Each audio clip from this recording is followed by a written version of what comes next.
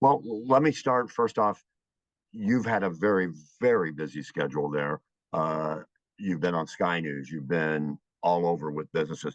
Why are you there in London primarily? Well, we're primarily here to recruit business back to Jacksonville, especially more fintech. We've become really one of the fintech hubs of the entire country. There are a lot of people coming from London that are now choosing Jacksonville more often than they're choosing New York City or Silicon Valley. I mean, we are becoming quite the fintech have become really quite the fintech hub. And so we're here recruiting that business, but also we've met with a lot of health tech companies. We have Mayo Clinic, we have MD Anderson, we have UF Health, we have, health tourism is becoming a big thing for our community, has been and is becoming bigger. And all of this is sort of built around the new technology that will allow us to be most successful in those spaces. So we've met with so many amazing companies. We've had so much help from different trade organizations here and different government officials. They're helping us with what we think is going to be really a primary thing that we need to get done, and that is a direct flight from Jacksonville to London. And that's really one of the friction points that keeps people from making that transition, right? When they have a big global company and they want to move a headquarters to Jacksonville, or they want to have a big presence in Jacksonville, they want that direct flight. So we're meeting with officials from Gatwick, and we're also talking to some folks about Heathrow to see if we can make that deal happen. So it's been very productive so far and very busy. And that I think is exciting to a lot of people if you can get that flight. How likely do you really believe that that's going to happen? Because that would open up business, as you said, but it would open up travel, overseas as well to many countries. Well, I think both, but I mean, I do think it's very possible, and I think we are going to make it happen. I think that the timing is the question, and I think the more people here that we can get on board, and speaking up for us with the proper authorities here, I think that the quicker that's going to happen. But I do think it is going to happen, and I'm hopeful that it's going to happen sooner rather than later in the next year or two. Mary, you mentioned you've been talking to all types of companies, fintech, tech companies. Can you give us, I mean, is there going to be a payoff? Do you see a company coming here as a result of your visit, or is this just the beginning phases? Well, look, absolutely, Jim. We've been coming here for 10 years. I have to give a lot of credit to the folks who have come in the years before me. I mean, they've laid the groundwork, and we're building relationships. But every year, we're meeting with 50 companies in 5 days. You get 10% of that. Okay. But still, if you do that every year that you come, I mean, look what we have. We have FIS in Jacksonville, largest fintech company in the world by revenue. You got Safeway or yes. PaySafe rather, that came here to Jacksonville, bringing their North American headquarters here, and bringing thousands of folks to Jacksonville. Those are because of connections that that is a connection we made right here in London. So I think if you get 10% of all those businesses that you meet with every time you come over, that's pretty good. And we're starting to people recognize us. We walk into rooms and they say, it's great to see you folks from Jacksonville. You're building those relationships. So I do think it's very successful. And I think it's fun. It's fun to be over here being part of those conversations, I have to say. I got to say that too. And speaking of fun, you're also there for the game. Yeah. You're going to the game.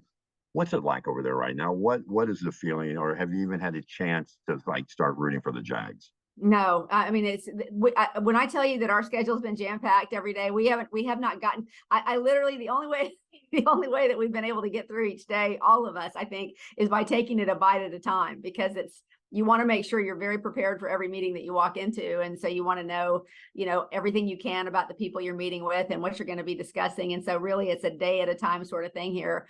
I know tomorrow we're meeting with the folks from the Gatwick airport. I do know that, but beyond that, I've been trying to stick with whatever day that I'm on, and just making sure that I'm doing the best job I can.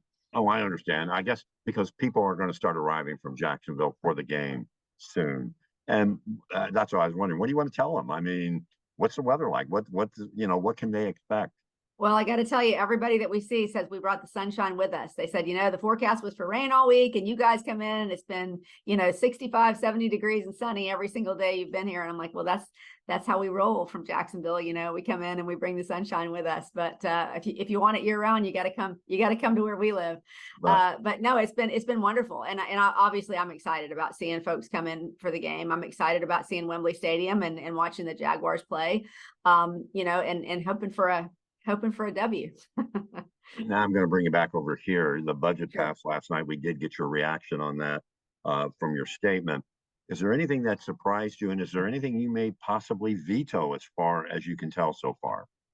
Look, we worked very, very hard. Our staff worked very, very hard with council over the last several weeks on our legislative priorities, on what we wanted to do with that $25 million. So I'll say again, I really appreciate President Salem, shepherding all of that through. He said he was going to help to protect that money for those priorities, and he really came through with that. So I appreciate that. I think that we really laid out a strong case for the priorities that we have, and I think what's great about it, Jim, is they're the same priorities council has, and that's why I think we're going to work well together on those things. It is a good snapshot of the things we really need to do to address some of our issues in Jacksonville and to make sure that we continue to improve in certain areas. So I'm excited about working with council on those, and I think we've already had some great discussions. So I'm ready to move into the next phase. I'm not going to lie, I'm glad this part of the process is over. It was a little stressful, and especially to be over here while all the discussions were happening. But no, I wouldn't say anything was a surprise. As far as vetoes are concerned, I'm not planning to veto anything in this budget. Very good. Now, again, and I know you just learned this information, but it's been a very violent week in Jacksonville. Something I know that you have been pushing public safety. We've had, at least at this time, 22 people shot, 7 people dead, including like a 6-year-old, a 12-year-old, and a 17-year-old. And I know what your thoughts of just hearing this. What do you think? What can be done? Well, I have been reading that with just such complete and utter sadness. I mean, it is if everyone in this country and in this community can't see that this is an issue that we really absolutely must deal with, we cannot simply do the same thing over again and expect a different result. We've got to work heavily on prevention, on education. That's one of the things that I know both the sheriff and I are working on in terms of educating people about storing their guns and making sure their guns aren't readily available for people to grab. I mean, a lot of these things happen. I'm not going to pretend to know the ins and outs of all the details of these shootings, but I'll tell you that a lot of these things happen because of easy access, to firearms that some people should not have access to. So that's an issue. Obviously, last Friday, I was at the White House for the unveiling of the gun violence prevention office. I think that's going to be very helpful because it's going to connect prevention efforts around the country and get best practices, what's working in different communities. And I think you always come up with the best ideas when you collaborate. So I am not going to say this is going to be an easy problem to solve, but I think we have to look from the root causes of why these things are happening and work our way up. And that comes down to a lot of education and prevention. The gun laws, as you know, are a tough thing to move. So we've got to do what we can do at the moment. And that is to make sure that we're creating every bit of preventative measure that we can to make sure these things just stop happening. I mean, that we cannot continue to go down this path and have a successful community. We just cannot. This gun violence has got to stop. And I got to tell you, I was out at several of the crime scenes yesterday, even a shootout on MLK and a young person killed there. But all of the people that I talked to that were at these scenes, they all said they blame truancy. They blame that we got to get kids back. That's what's happening. I don't know if you're hearing that, if that's anything that I know trying to get something done, but that's what they're saying. The problem is with the young people in the community. But listen, Jim, I think it's all of it. why do you have a truancy problem? And you go backwards from that. I mean, we have to do a better job of making sure that we can provide things for our children to do. That's why we talk so much about parks. That's why we talk so much about youth programs. That's why we talk so much about literacy. You know, that's one of the things we're investing in with this new budget is literacy. And that's why I said you've got to go back and start impacting the lives of these young people before they start to get involved in nefarious activities or things that are going to drag them down. But that's why I say the prevention side to me is huge. I know there's a great deal of disagreement over the gun legislation side, but we should all be able to agree that we need to do a better job of making sure that our kids are more successful when it comes to things like being literate and other things that would keep them on a more successful path in life. And I'm just in the final question, I guess, when you were on Sky News, we saw that you were on there, but how did that feel? I mean, you were broadcasting to almost like the CNN of England. How did that feel? Well, it's, you know, honestly, it's just an honor to be here to represent Jacksonville. It's fun to be able to be on a program that goes to dozens of countries all over the world and talk about our successes here in Jacksonville and what a wonderful community we have and why people would want to live here and do business here. And that's really was the focus. It was a business show, and we talked all about fintech and health tech and other things that we're building here in Jacksonville and our great quality of life here. And I think that that's the message that I enjoy sharing around the world. So for me, it was fun. It was nice to be able to talk about something positive and talk about Jacksonville in front of a very large audience.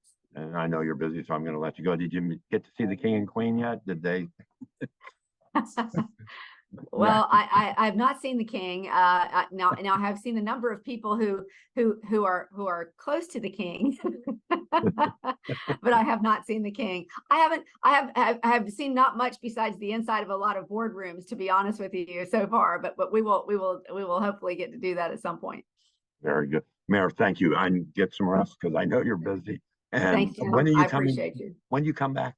We'll be back. We'll be back. Right. We're flying back right after the game. So Monday morning we'll be back. Yeah. Very good. Thank you very much. See you then. Thank you, Jim. I appreciate you. Okay. Bye-bye.